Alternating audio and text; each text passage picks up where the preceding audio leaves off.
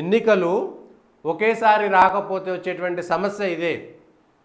నిన్న మొన్న కూడా కొంతమంది ఆర్టీఐ ద్వారా ఎన్నికలకు ఎంత ఖర్చు అయింది అనేటువంటిది ఒకటి వేసిరు. ఎన్నికలకు ఎంత ఖర్చు అయిందంటే రాష్ట్ర ఖజానా నుంచి 700 కోట్ల రూపాయలు అసెంబ్లీ ఎన్నికల కోసం 700 కోట్ల రూపాయలు కేటాయించారు. 700 కోట్ల రూపాయలు ఒక అసెంబ్లీ ఎన్నికల నిర్వహణకు రాష్ట్ర ఖజానా నుంచి ఖర్చు అయితే సేమ్ అంతే యంత్రాంగం మళ్ళీ ఇప్పుడు పార్లమెంటుకు కూడా పనిచేస్తుంది కదా.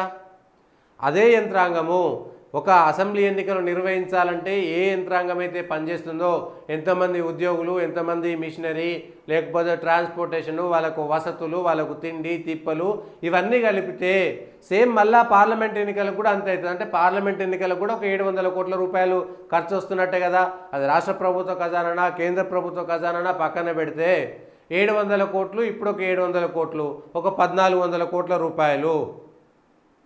మళ్ళీ అట్లనే రేపు మళ్ళీ సర్పంచ్ ఎన్నికలు, జెడ్పీటీసీ, ఎంపీటీసీ ఎన్నికలు వస్తాయి. మళ్ళీ సేమ్ ఇదే యంత్రాంగం ఉంటుంది కదా. అది రాష్ట్ర ప్రభుత్వం ఖజానా నుంచే పడుతుంది కదా. సేమ్ ఎన్నికలు చేయాలంటే మళ్ళీ ఇదే జనాభా ఉంటుంది, ఇంతేమంది ఓటర్లు ఉంటారు. ఈ ఓటర్లంతా ఓటేయాలంటే సేమ్ మళ్ళీ అంతే ఈవీఎం మిషన్లు కానీ, అదే ట్రాన్స్పోర్టేషన్ కానీ, అధికారులు కానీ, సెలవులు కానీ, ట్రాన్స్పోర్టేషను, వాళ్ళకు మళ్ళీ ఏర్పాట్లు చేసేటువంటి అంశంలో మళ్ళీ పోలీసులు వ్యవస్థ, ఎన్నికలకు సంబంధించినటువంటి ప్రత్యేకమైనటువంటి భృతి ఇవ్వాల్సి వస్తుంది. అంటే ఒక్కసారి ఒక్క సర్పంచ్ నుంచి సర్పంచ్ వార్డు మెంబర్లకు, ఎంపీటీసీ, జెడ్పీటీసీకి కలిపి ఒక్కసారి అనుకుందాము.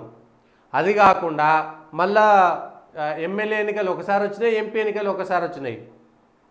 ఈ జరిగినన్ని రోజులు ఎలక్షన్ కోడ్ అమల్లో ఉంటుంది, వేరే పనులు చేయలేము. అసెంబ్లీ ఎన్నికలప్పుడు ఒక 2 నెలల పాటు ఎలక్షన్ కోడ్, మళ్ళీ ఇప్పుడు ఒక 2 నెలల ఎలక్షన్ కోడ్, 4 నెలలు పోయింది.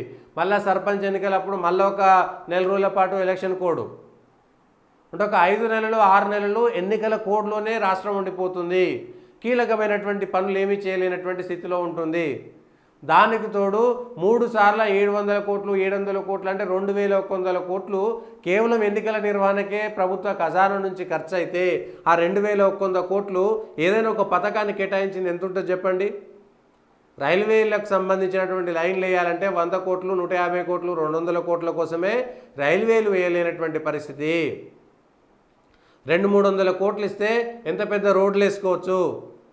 అట్లాంటిది 2100 కోట్లు కేవలం ఎన్నికల నిర్వహణకే ఖర్చు అయిపోతే రాష్ట్ర ఖజానా నుంచి ఇంకేం చేస్తారు.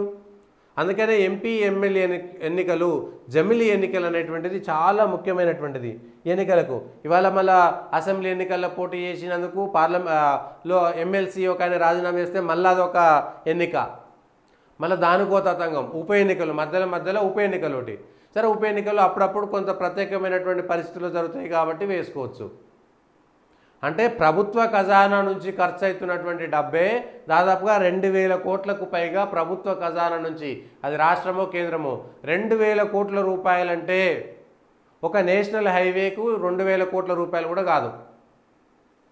మీకు హైదరాబాద్ నుంచి వేసినటువంటి వరంగల్ వయా వేసినటువంటి హైవేకు 2100 కోట్లు కూడా కావు.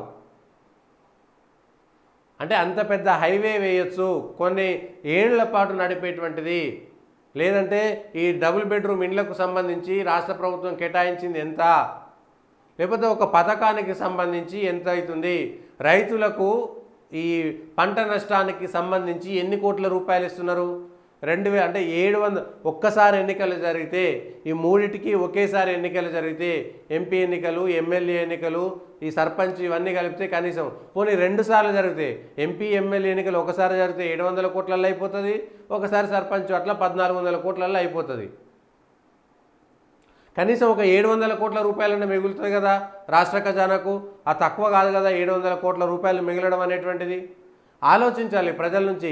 జమిలీ ఎన్నికలు ఎందుకు మంచిది, జమిలీ ఎన్నికలు ఎందుకు మంచిదంటే, ఒకటి ఎన్నికల కోడ్ ఉండదు, ప్రభుత్వం పైన అంత ఒత్తిడి ఉండదు, యంత్రాంగానికి సంబంధించినటువంటి పని వృధా కాదు.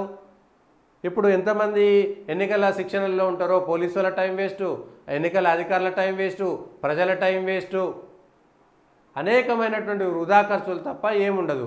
కాబట్టి ఒకేసారి అన్ని దశల్లో ఎన్నికలు జరగాల్సిందే. ఒకేసారి అన్నిటికీ ఎన్నికలు జరిగితే గొడవే ఉండదు. కనీసం లోక్సభ, రాష్ట్రానికి సంబంధించినటువంటి అసెంబ్లీ ఎన్నికలు ఒకసారి, మళ్ళీ ఈ సర్పంచ్లకు జెడ్పీటీసీ లేదంటే మున్సిపాలిటీలకు అన్నీ కలిపి ఒకేసారి ఎన్నికలు జరగాలి. కేవలం 2 దశల్లో మాత్రమే ఎన్నికలు జరిగితే ఖర్చు మిగిలిపోతుంది. సమయం 10 గంటలు కూడా ఎంత వేస్ట్ అవుతుంది. ఎన్నికల నిర్వహణ కోసమే పోలీసు వాళ్ళు మిగిలినటువంటి వ్యవస్థలన్నీ కూడా పనిచేస్తూ ఉంటే అంతా కుంటుపడిపోతున్నట్టే కదా. 5-6 నెలల పాటు వాళ్ళ సమయం అంతా వృధా అయిపోతున్నట్టే కదా. ఎన్నికలు జరుగుతుంటే మిగిలిన శాఖల్లో పనులు కూడా ఎన్నికలకు సంబంధించినటువంటి పనులే చేయాల్సి వస్తుంది. సో ఇవి ఎన్నికలకు సంబంధించి. సో క్యాబినెట్ భేటీ కూడా ఎన్నికల కోడ్ వల్ల ఎంత నష్టం జరిగింది మనకు. క్యాబినెట్ భేటీ రాలేదు.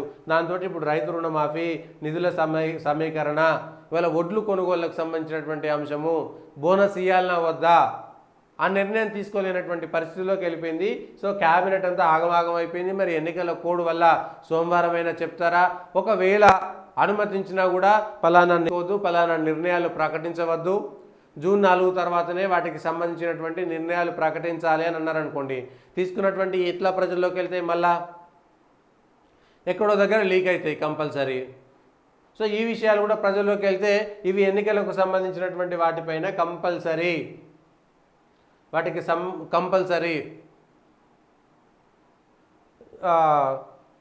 వేస్ట్ అయిపోతుంది.